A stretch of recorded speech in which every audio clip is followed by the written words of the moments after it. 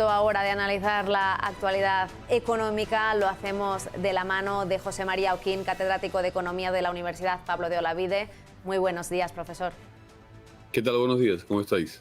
Pues muy bien, encantados de poder charlar con usted. Son varios los temas, ¿no?, que tenemos aquí candentes. Voy a empezar por esa inflación de la eurozona que ha escalado al 3% en agosto, marca máximos desde el año 2011. Y hay posiciones encontradas, ¿no?, o bueno, enfrentadas más bien sobre la retirada de estímulos, ¿no? Luis de Guindos ayer reconocía en una entrevista al Confidencial que apuesta por no retirar los estímulos de momento, pero por ejemplo también tenemos palabras de Robert Holzmann, presidente del Banco de Austria, que se posicionaba más bien del lado de los halcones y decía que ya había llegado el momento de que el organismo empezase a debatir cómo retirar esos estímulos. No sé usted qué piensa. ¿Ha llegado ya el momento? ¿Hay que empezar a planteárselo o todavía no es prudente? Quizás sea el momento de anunciar que se van a retirar, ¿no? Como ha hecho también la Reserva Federal norteamericana, ¿no?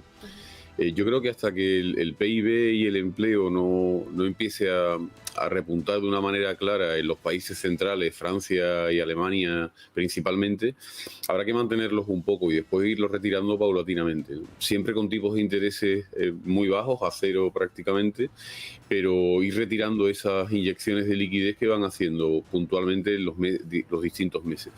Pero yo creo que ahora mismo estamos en la fase de anunciarlo, quizás empezar a hacerlo a principio del año 22. También ayer conocíamos las previsiones del Consejo General de Economistas. Mantienen su previsión de PIB para este año en el 6,3%, pero lo elevan hasta el 6% para 2022. Justifican esta mejora por el crecimiento del segundo semestre de este año y también por el efecto precisamente de las ayudas europeas. ¿Cómo va esa recuperación? ¿Cree que estamos en la buena senda? Todavía también decían que no se podía confirmar nada, ¿no?, porque esa recuperación todavía no estaba estabilizada, no se puede dar por hecho, ¿no?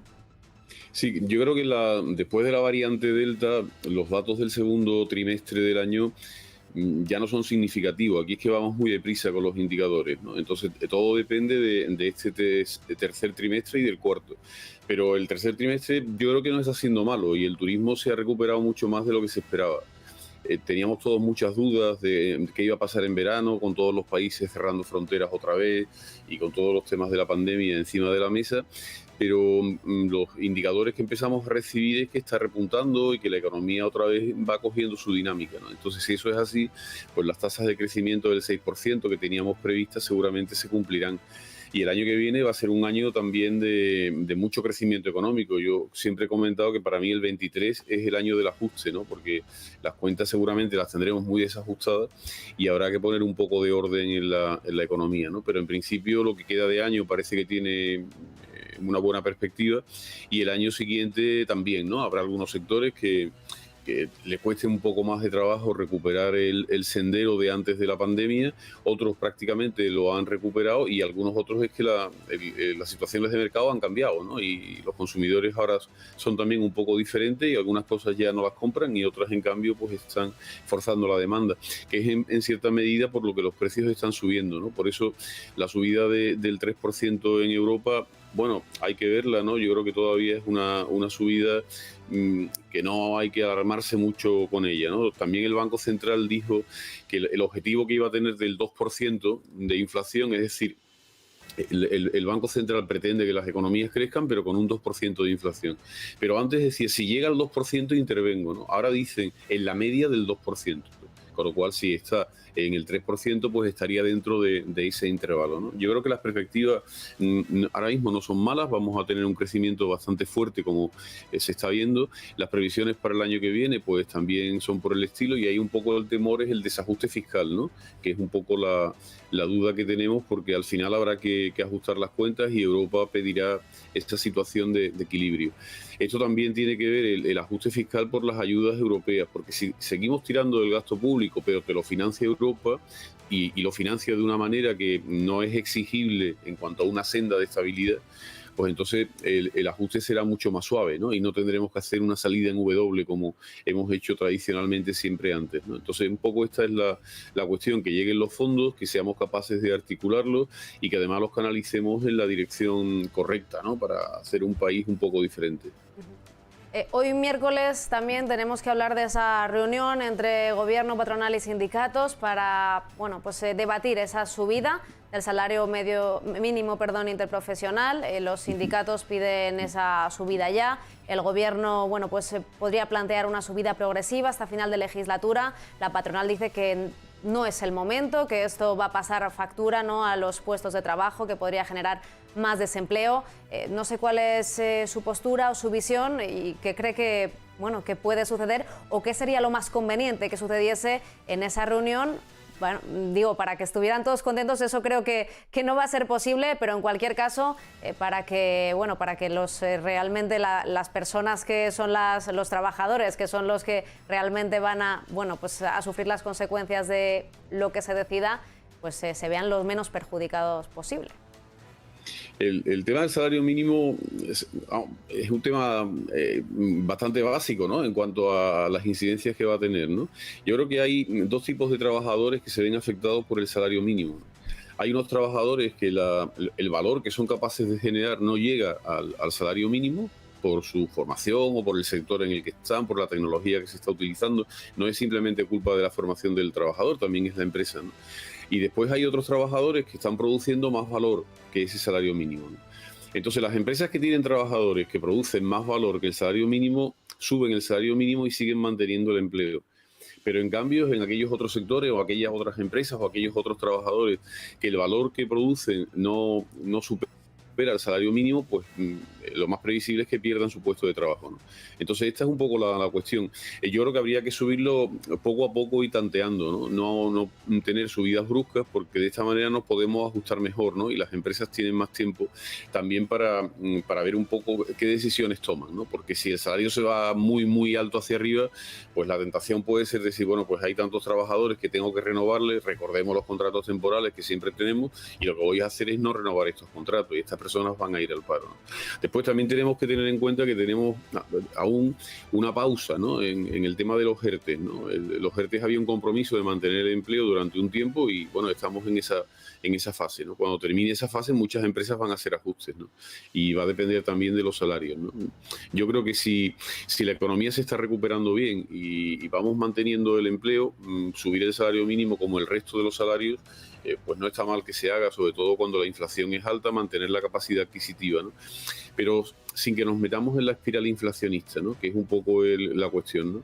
Los precios que suban por un ajuste entre la oferta y la demanda, porque falten microprocesadores o determinados componentes en la industria, pues bueno, es una cosa que es normal, ¿no? Y que cuando la oferta se ajuste, pues parará, ¿no? El problema es cuando tenemos un motor de inflación, ¿no?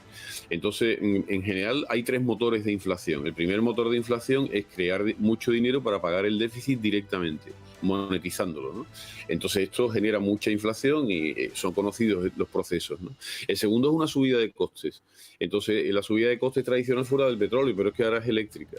Entonces, si la electricidad sigue subiendo y se mete en una espiral que constantemente está subiendo, entonces todo el mundo va subiendo los precios porque el componente de costes sube en todas las empresas, pero después los salarios también pedirán mantener la capacidad adquisitiva y entonces nuevamente subirán los precios y entonces ya estamos en el lío, ¿no? Y después la tercera es por un cambio de expectativas, porque la gente creía que efectivamente vamos a tener mucha inflación y que hay que subir los precios sistemáticamente, ¿no? Entonces este es el tema que debemos de tener presente y ante el que tenemos que tener cuidado, ¿no?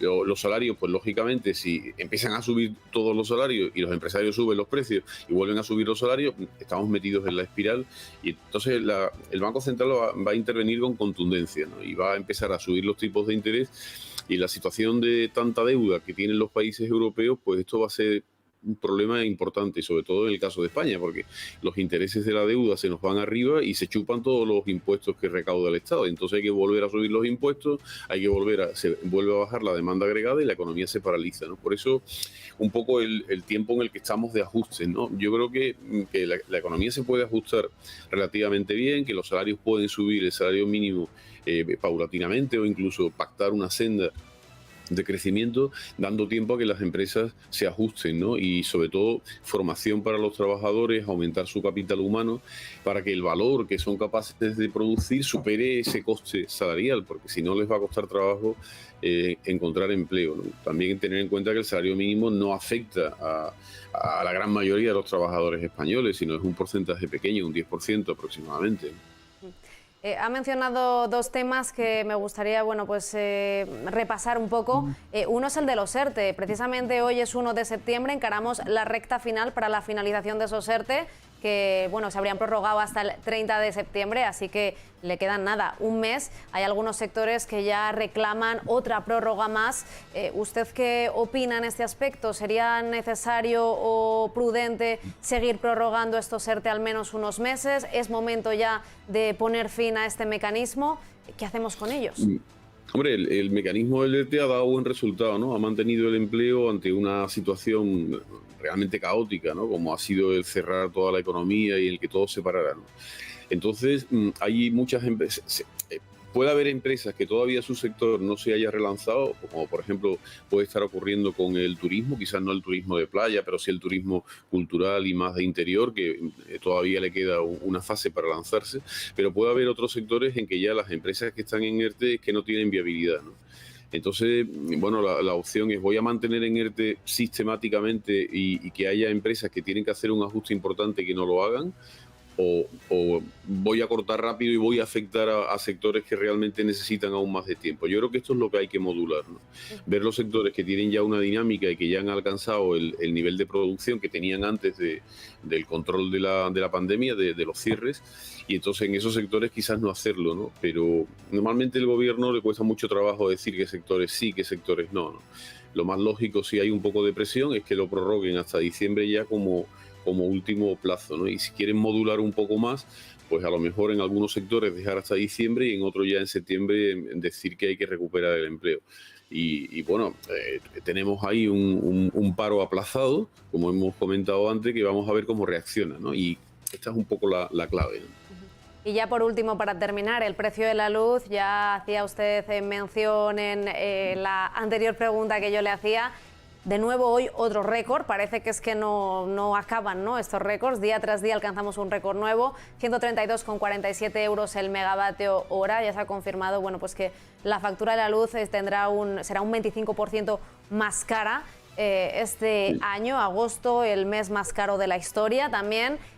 ¿Qué se puede hacer? ¿Qué medidas se pueden tomar para, intentar rebajar esa factura, que está pasando factura, y nunca mejor dicho, valga la redundancia, no solo a los hogares, sino también, y como apuntaba usted, a la industria y a los pequeños comercios, a la hostelería, que quizás sean los que, más están sufriendo, ¿no?, este incremento de la factura? Claro, porque una subida de la factura a lo mejor de un mes y tal, pues bueno, ¿no? Pero cuando ya estamos viendo que es constante y que es lo que hay, ya empieza a meterse como un incremento de costes y las empresas van a subir los precios para intentar recuperar esto, ¿no? La subida de precios de las empresas, vamos a ver cómo, ¿no? Porque en algunos sectores pueden hacerlo, pero en otros la competencia que hay es tan fuerte que lo que van a hacer es reducir márgenes y a lo mejor dejarlas sin viabilidad, ¿no? El tema de la luz, yo creo que tiene un análisis. Es complejo porque son muchas cosas, pero hay 4 o 5 cosas que tenemos que tener claras, ¿no?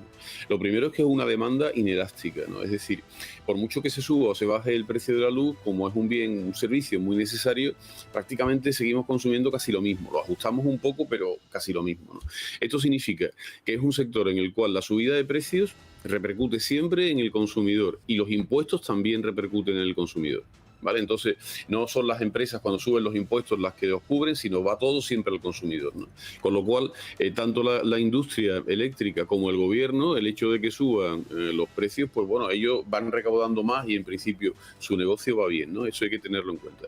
Después, es un sector complicado porque tiene un punto central, que es la red eléctrica, donde toda la producción de electricidad va entrando y donde sale para comercializarla, ¿no?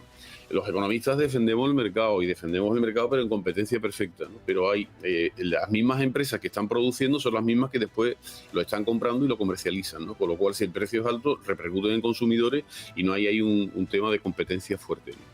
Y finalmente, todo está en relación al mercado primario, ¿no? A lo que es el precio del megavatio, ¿no? Y ese precio del megavatio se fija con acuerdos europeos y tal, según un principio económico lógico, ¿no? Que es el del coste marginal, ¿no? El último, digamos, megavatio que se produce es el que le da precio a todos los demás. Pero claro, es que son mercados segmentados. Tenemos un mercado del megavatio producido con energía hidroeléctrica, otro con viento, otro con sol, otro con energía nuclear, otro con gas y otro con carbón. Y claro, lo que está ocurriendo es que el más caro en este momento, que es el gas, por el tema de las emisiones de CO2, porque ha aumentado muchísimo la demanda con toda la recuperación económica que se está teniendo, y en cambio hay muchos países que tienen muchos conflictos geopolíticos por el tema de los gasoductos, por muchas razones, ¿no? Entonces el gas se ha ido arriba y eso le está haciendo que todo el precio de todos los demás también vayan arriba, pero realmente la producción de esa electricidad no se ha ido arriba. Entonces yo creo que lo que debemos de hacer es cambiar el modelo. Y el modelo se puede cambiar reduciendo impuestos y tal, pero los impuestos están en relación al precio de producción. Si ese coste no se cambia, aunque los impuestos bajen, el recibo va a seguir siendo alto. Y si sigue subiendo, seguirá subiendo, ¿no? Entonces lo que tenemos que hacer desde mi punto de vista es mantener el criterio de los costes marginales, pero en mercados segmentados. Es decir, hagamos una subasta de energía hidroeléctrica, hagamos una subasta de energía solar, otra de energía eólica, nuclear, de carbón y de gas. Y ahora, según entre en cada día o en cada hora unas energías o entre en otras, según la ponderación, el precio sería el precio ponderado de cada uno de los mercados, pero no el precio del último. La situación que tenemos es una situación en la que los equipos de fútbol están comprando futbolistas todos al precio de Messi. Y el precio que se ha pagado por Messi es el precio que hay que pagarlos por todos. Y eso no parece lógico. Aparentemente dice, bueno, es el mercado eléctrico, así estaba regulado y tal, sí, pero cuando se producen circunstancias como esta, no. Y sobre todo porque el tema, la energía más cara, la del gas en este caso, por las emisiones de CO2 y por la producción y por el suministro de gas y las dificultades que está teniendo, pues está encareciendo muchísimo el precio de la energía. Y eso ya está empezando a suponer no ya solamente un riesgo para la inflación y que nos obliga a hacer una política distinta, ¿no? Sino que es que en la sociedad, como empecemos a pensar que esto va a seguir así, vamos a tener un shock, igual que el shock petrolífero de los años 70, pues a lo mejor tenemos un shock de gas, ¿no? Y entonces nos va a distorsionar todas las economías cuando creo que se puede hacer de otra manera. Pues José María Oquín, me quedaría escuchándole mucho más tiempo, pero se nos agota el tiempo, valga la redundancia de nuevo. Muchísimas gracias por habernos acompañado hoy y por habernos arrojado un poco de luz, qué tan de actualidad está sobre temas como este, como la subida de la factura de la luz o la recuperación, la inflación y todos estos temas que están preocupando ahora a los españoles. Muchísimas gracias. Un placer, un cordial saludo a todos. Un saludo, buen día. Una pausa, enseguida volvemos con más actualidad.